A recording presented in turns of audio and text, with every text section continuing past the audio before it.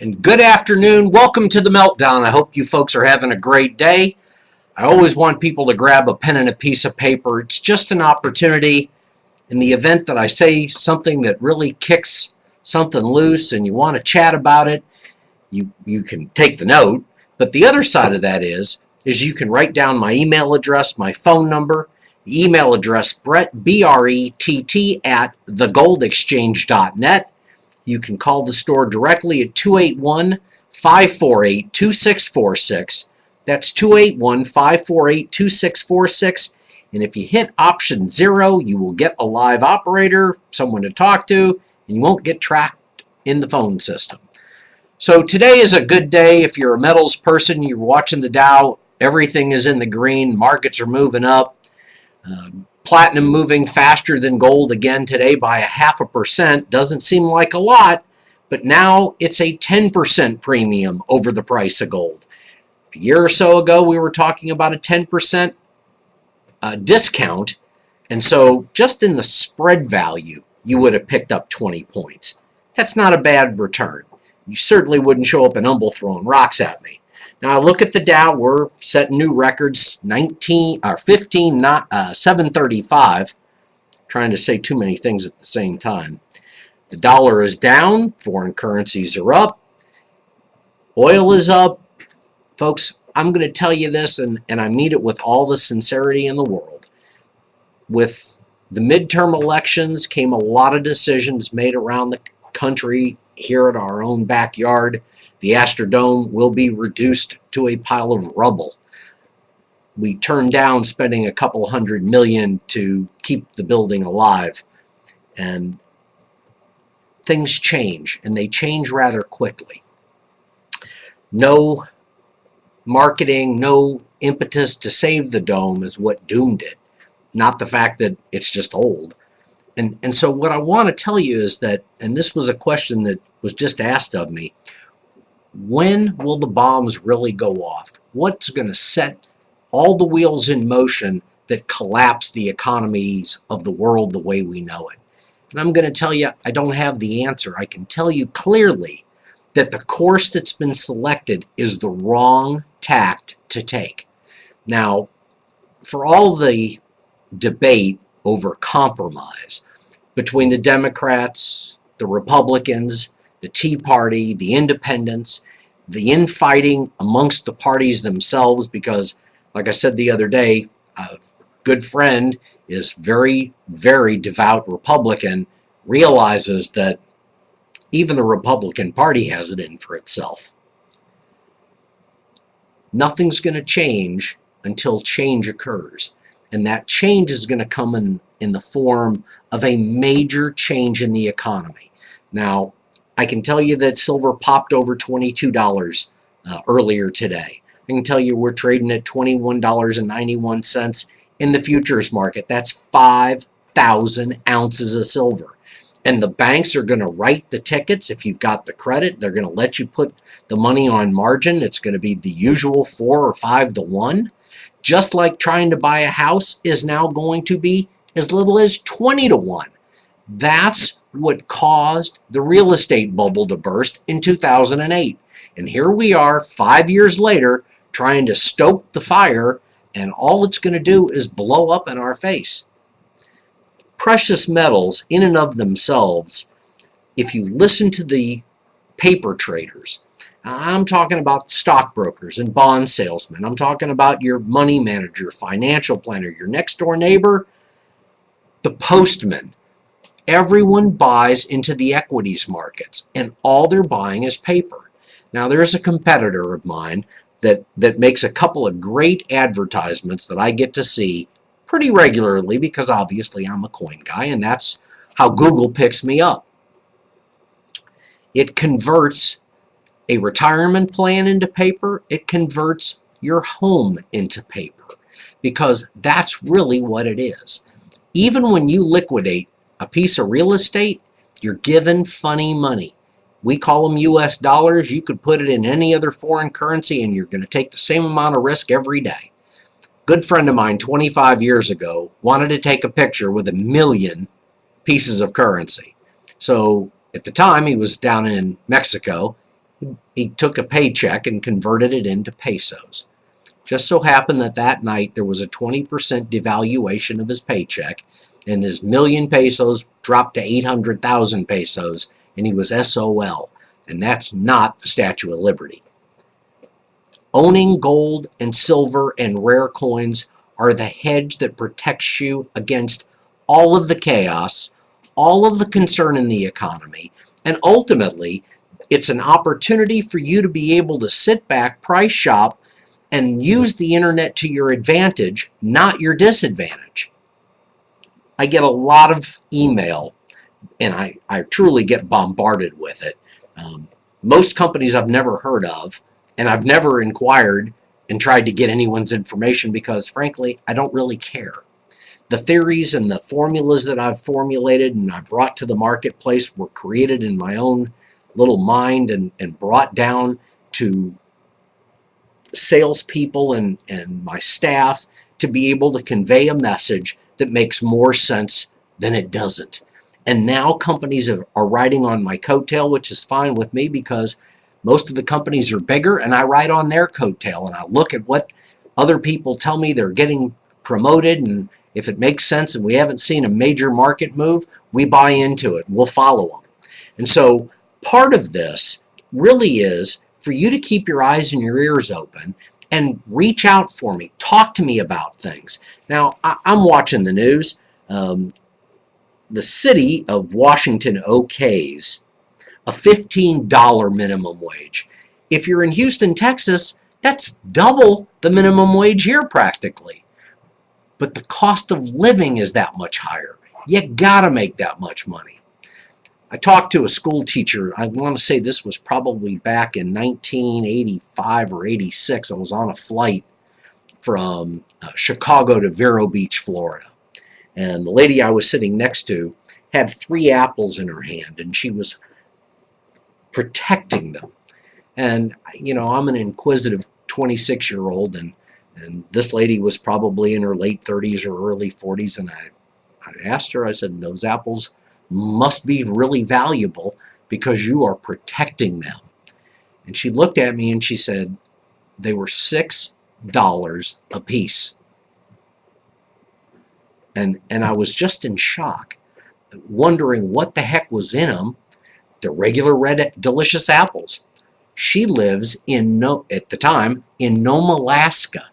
And of course, they get a barge load of materials, foodstuffs, oil. They have so much oil that they can live for the 5 or 6 months of the season that they get literally iced in so they can chip out the barrels to feed the furnace. But apples were $6 a piece. And I mean to tell you, I just about lost it.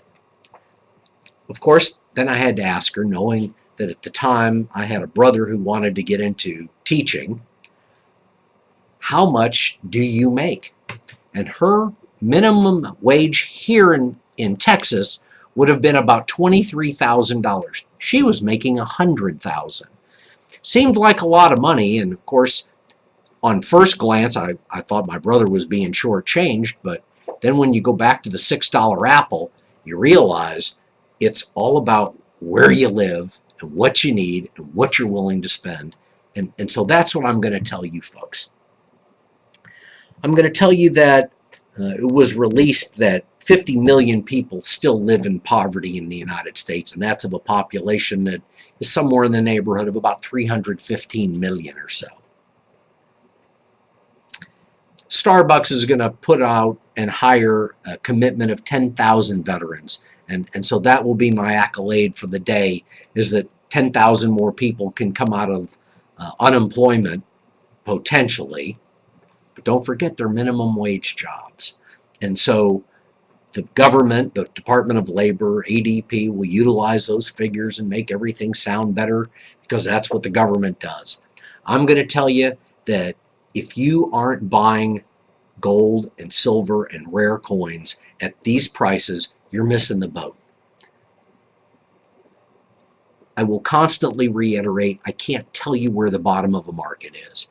We may have seen it. That was that dip, I want to say back in July or early August, when we saw $1,180 in the price of spot gold, and you couldn't buy it that cheap, but ultimately you could have gotten the contracts. And I can't tell you how high they're going to go when we come off the bounce, because things are going to be much worse than they were even back in 2008.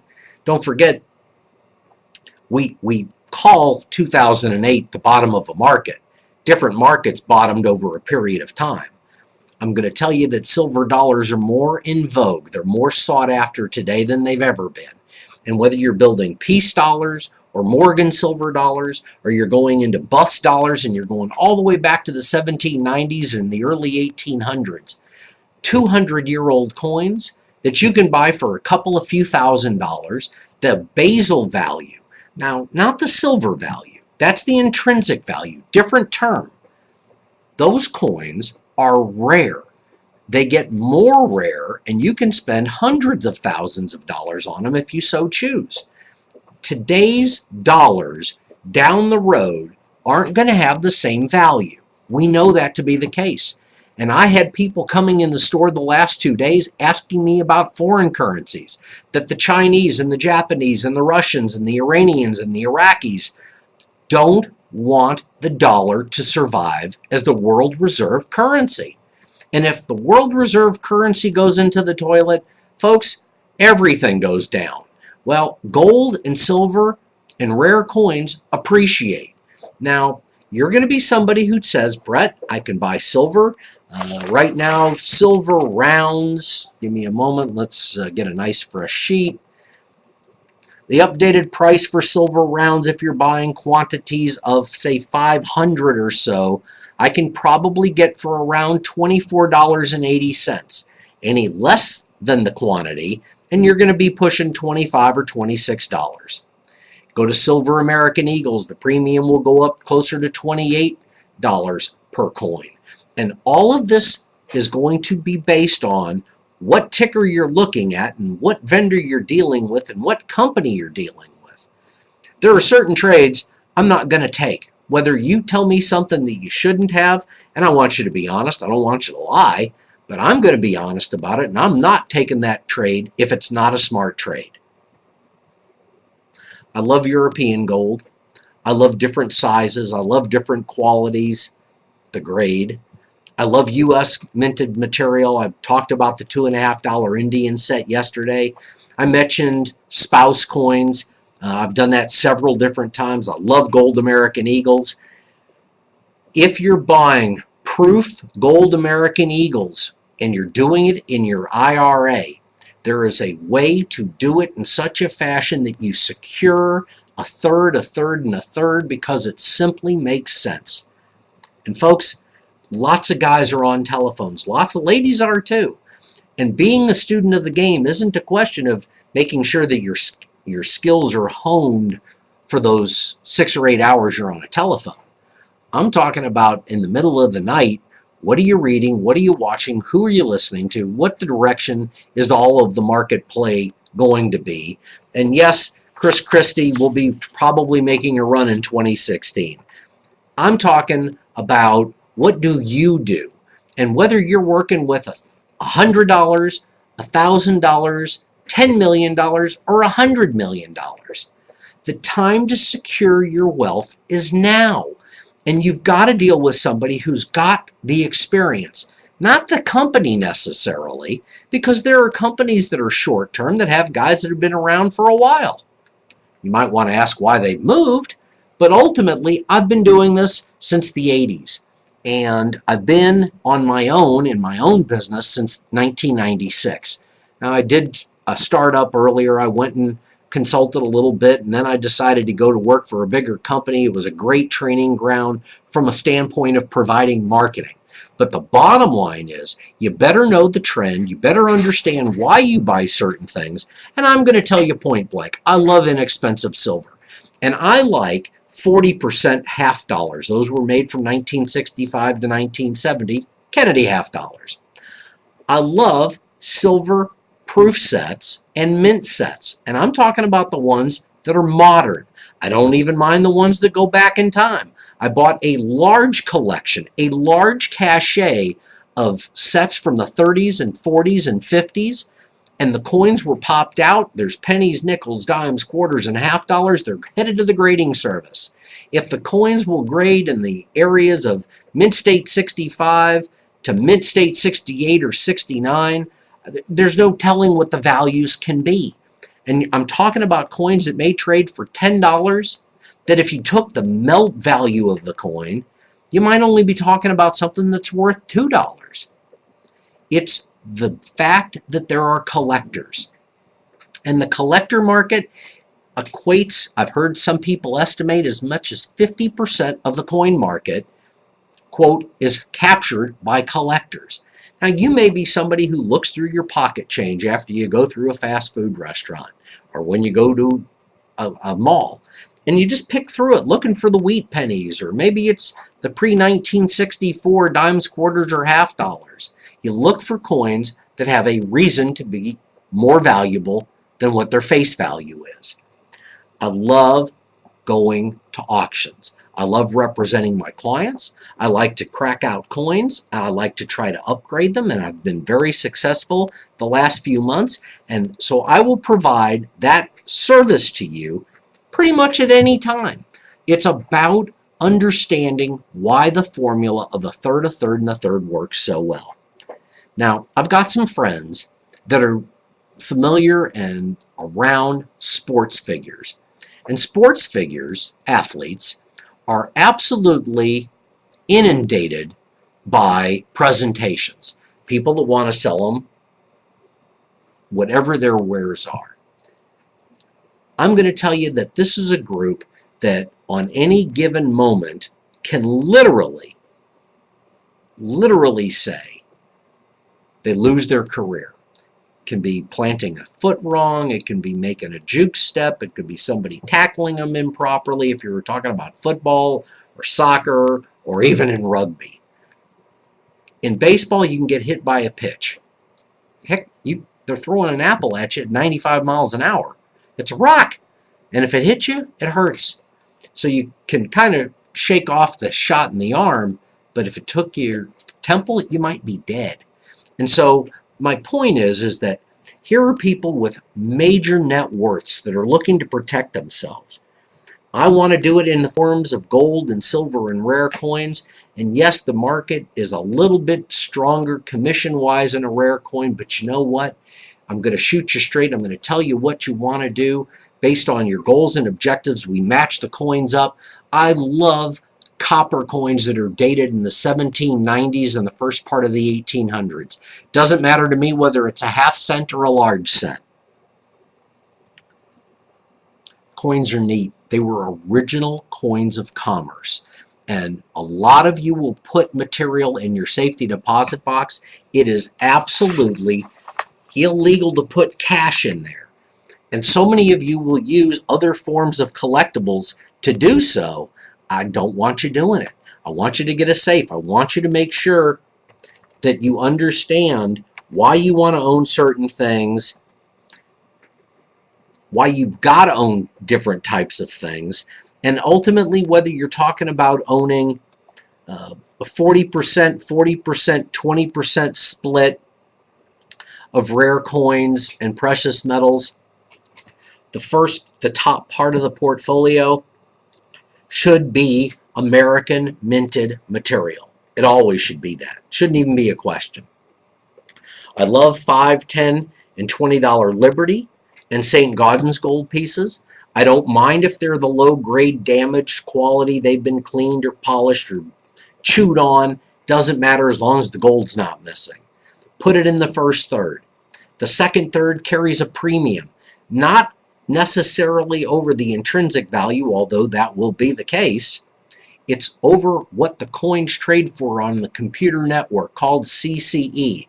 It's pretty much limited to the coin community, to dealers. You can certainly subscribe to it. Go to Google, Certified Coin Exchange. You can certainly get online. You could certainly see what happens. You're going to pay, I want to say it's $100, $150 a month to be a member. If you're going to be a bidding member, they're going to charge you a little bit more, and you better have cash up front and ready, because if you start posting bids and they start hitting them, you could be out of the game rather quickly. Now, the final third is the rare third. And the rare third scares some people because I've seen pennies that trade for hundreds of thousands of dollars. I've seen silver dollars that command millions of dollars. I know a $20 gold piece that can sell for hundreds of thousands, and I've seen one sell for over $7 million. And there are coins that absolutely get gobbled up so fast, it's scary. It's not scary to me. I've been doing it for 30 years. I've been in the room. I've seen it happen. And owning things that other people want is simple, easy. It's a matter of sitting down and consulting with me. Now, if you've got those kinds of questions, I'll come to you, depending, of course, where you are, and you can come to me anytime. The store is open. Typically, we open the door at 10 o'clock, but there are days you could be here at 9 o'clock, and I'm in the store, be more than happy to talk to you and be able to deal with you. It's an important time. Ask the questions. And so I had a great question from a customer yesterday, late afternoon. And Herb, thank you for the question. Ultimately, the question was, Brett, I'm dabbling. I'm spending a couple of thousand here and a couple thousand there, and I'm working my way into understanding. He did buy his first really rare coin. We bought a coin that is an 1873 closed $20 gold piece. Now, there's two varieties in 1873, the open 3 and the closed 3. And what makes them unique is the serifs. The edges, where the curl starts, those are called the serifs. On the open 3, it's clear they're different designs, different size serifs.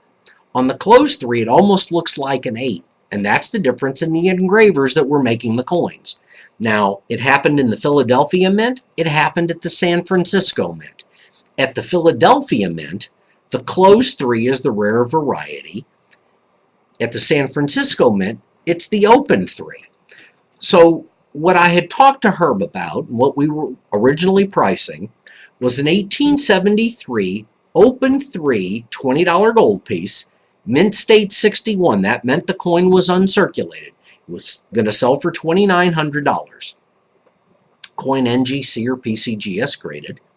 Not an ugly coin, not copper spots, just an average common coin. One of 3,000 that have been graded by the two grading services. For the same price, in a little bit lower grade, there are only 170 of the 73 closed 3s in AU58. Same price, $2,900. It's the same ounce of gold, 0.9675 ounces pure, but one of 175 versus one of 3,000. The extra rarity didn't cost us anything. And the 1873 closed 3 in mint state 61 is a coin that I've seen sell for anywhere from $10,000 to $15,000. There are only 31 mint state 60s. The population is rare. It's desirable. Owning the right coins that other people will need or want to own as they build their sets is paramount. Now, the 1873 closed 3, the rare one.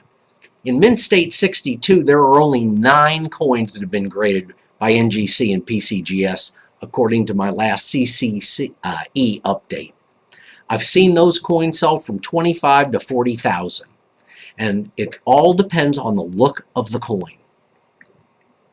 Who graded it, of course, PCGS or NGC. And there are other companies that grade coins. I don't want to slander them.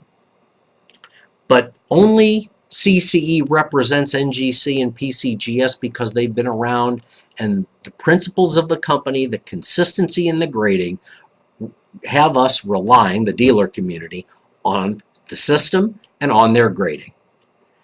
And you say, Brett, I don't want to get into those types of coins. Folks, I can tell you point blank that a coin that I sold for $500,000 back in 1999 traded a couple of years ago for over $1.4 million. And yes, not everybody has that kind of money, I understand. And no, you would have done better probably over the timing if you'd have bought gold. But ultimately, depending on when you had made your purchase, would determine whether you had made money or not. Now, I've got a good customer earlier this calendar year, they insisted on moving $60,000 into silver. They wanted to buy it when it was trading at around $30. That would have meant the physical delivered price was in the $32 to $33 range. And had they dropped the 60 grand, they would have seen nearly 40% of it dissolve. A little over $27,000 would have been the loss. And today their portfolio would be worth about 32 or 33 grand. However, because they decided to take the advice, and we built a third, and a third, they're looking at a portfolio that's worth closer to $52,000 to $55,000. No, they didn't make any money, I understand, but they also have $20,000 more dollars in their pocket, in their safe, if they decided to pull the trigger and get liquid. And that really does matter. Now, it's from that standpoint that I'm going to tell you that I'm not the cheapest. I'm not. I'm not going to be the most expensive ever. And if you find somebody and they give you a great price, I'm smart enough to tell you, do business with them. But I'm also going to be honest enough to tell you they're not taking care of you, or they're promoting something that anybody can get their hands on. And ultimately, you need some advice. You need somebody you can talk to and believe in and know that you're going to get your product delivered. So I look at what's going on in the market. And I read that Ford had a stellar quarter and their sales in China, fantastic. But I can also tell you that I listened to one of the shows early in the morning. I start watching at about 4:30, 5 o'clock. And because of the pollution in China, the government is going to regulate the amount of vehicles that can be marketed and sold within their borders. Folks, it's ugly out there. And we complain about some of the regulations here. It could be really bad. And ultimately, that bothers me a great deal. Now, I have a good friend who loves the idea of owning a Tesla. And I can tell you after the image of the vehicle burning sometime late September, 1st of October, stock took a hit. And it took another hit. And it's taken another 11% hit. And ultimately, in the course of a year, the stock went up 400%. It's gone down 25, maybe 30%. Still in profit, depending on your timing. Do I want to own a Tesla? Not today, because getting a charging station, and no, you're supposed to have the charging stations, and you can charge it at home, get it in the garage, and I understand that. It's the ease of being able to utilize the vehicle. This is something that never tarnishes. It always holds its value. You're never going to go to zero, that's for sure. Are we ever going to go test the bottom of gold at $250? Are we ever going to test the price of silver at $3.20 an ounce? I don't think so. Do I know that? Absolutely not. I can tell you that what's going on and what, quote, governments around the world are doing is going to blow up the currency markets. There's going to be more talk about a one world currency, which if you pull out a dollar bill and look at the phrase underneath the pyramid, Novus Ordo Seclorum, that's a one world order. And this isn't conspiracy theory. I'm telling you point blank that there has been, George H.W. Bush talked about it, number 41, talked about a one world unit. It's talked about by the Trilateral Commission. That is a little on the right-wing side. But ultimately, a one-world unit would truly destroy the economy. It would force the price of gold and silver to skyrocket, platinum as well. The rare coin market will move. It will move seriously. And so where premiums have come down over the last few years, the true esoteric rarity of coins appreciates faster and faster over time. What do I like? Doesn't really matter. I want you to get your hands on a red book. And you can go to any used bookstore to get a red book. And you can thumb through it. I certainly won't encourage you to maintain it. But you start by reading about the coins and looking at the designs. And while the prices change rather quickly, because the 2014 book was out 6 months ago. So the information is compiled 6 months before it goes to press. And then when it goes to press, it's already pretty fresh in the previous year. So the book, the pricing changes. It changes based on a lot of variables, but you can look at the book and decide what you like based on the price and start to theorize what a set's going to run. Set builders make the most money over time, but ultimately the ones who buy the key dates, the monster dates, the ones that matter, you look in a listing of coins and you find that coin where all of them say $1 but one pops out for 100, that's the rare one. And you want to buy it in what grade and dollar range is comfortable for you. Some people can handle $5,000 to $10,000 coins. Others can only handle $1,000 coins or $100 coins. And there's a way to do this that's comfortable for everybody. Personally, I love Morgan silver dollar sets because I like silver. Now, the problem with silver is how portable is it? Where are you going to store it? I've seen grown men try to struggle with an 80-pound bag of coins where you could hold a few gold pieces in your hand and you've got portability. You've also got privacy. Under the old guides, when we went through metal detectors at airports, silver coins would set them off, gold coins didn't. And that's why vest pocket dealers came into vogue. Literally, a man would wear a vest and cut a hole and sew it shut with his gold coins, and he could travel without anyone really knowing what he was up to. That's the term. And so for me, making sure that I build these portfolios predicated on your goals, your objectives, your needs, how you want the wealth to pass through to your heirs, all of those factors matter. And you should be consulting with a trust attorney. You should have someone who assists you in structuring and putting together the portfolio the way you need it to be. Now, I can clearly tell you that I've had clients that put as little as 5% to as much as 40% of their wealth into rare coins, gold and silver. And the more you learn, the more you understand, the more you want to get involved. Those are all really smart ways of moving through this. And ultimately, it's when you've got a lot of wealth that you start to consider the other options as to where to put the money. I love currency from the Republic and the government of Texas.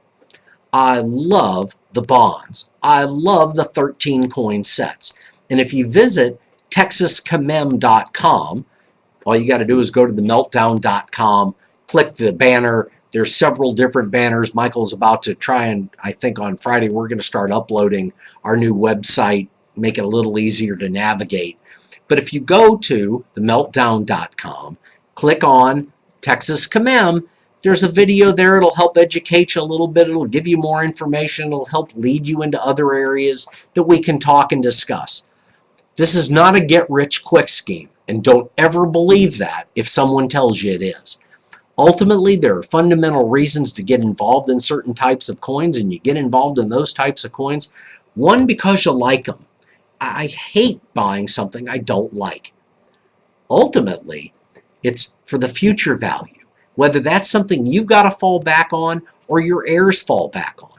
All of it's going to make sense. All of it should. And you should own and enjoy what you're collecting. Whether you leave it in your home, whether you put it in a safe. Heck, I've had people that have used the carpet in the floor of their closets. I've had people put safes in their home. I've had people put them behind the registers in the AC vents, all kinds of different places. Ultimately, you need a fireproof box. That goes without saying. But what you like matters. And what I like, I'm going to tell you, there's lots of different coins. I love gold and silver and platinum. I love rare coins. My personal collection has been as eclectic as early colonial coins all the way to $20 gold pieces. It's contained and had California fractionals. Those are coins that are about the size of a man's pinky nail. And ultimately, those coins have commanded huge premiums. I love rarity, and I love owning something that someone else is going to want. And so the little commercial that I'm going to give you is if you're looking to buy, sell, or trade any kind of a collectible, I don't care if it's the precious metal, I don't care if it's a diamond ring, I don't care if it's a slot machine, a rock concert poster, I've got a ball and chain that is authenticated back to the Civil War. An amazing piece. Something that truly few people will ever get to own one. I've enjoyed mine. It's in a case. You can view it anytime.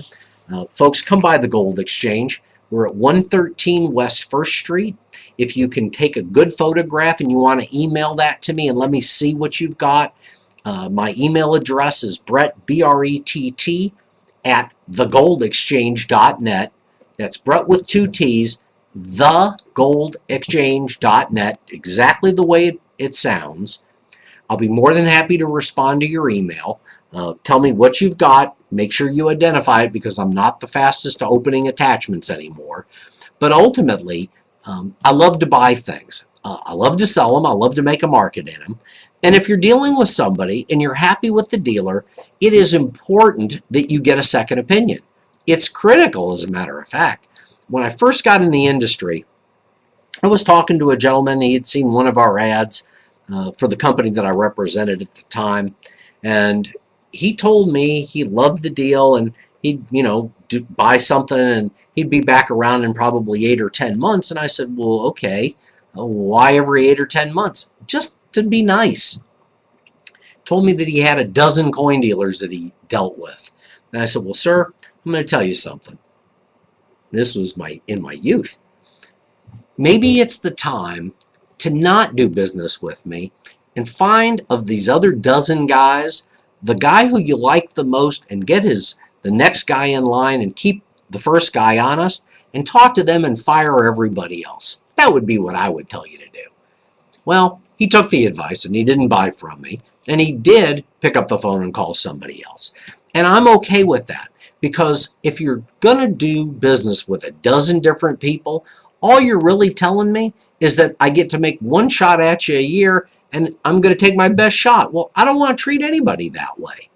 I realize I'm not going to get 100% of anybody's business, but I'm going to bring a program that's clear, concise, and logical. I'm going to ride on other people's coattails. I'm going to make the presentation make sense, because the product I'm telling you to buy makes sense.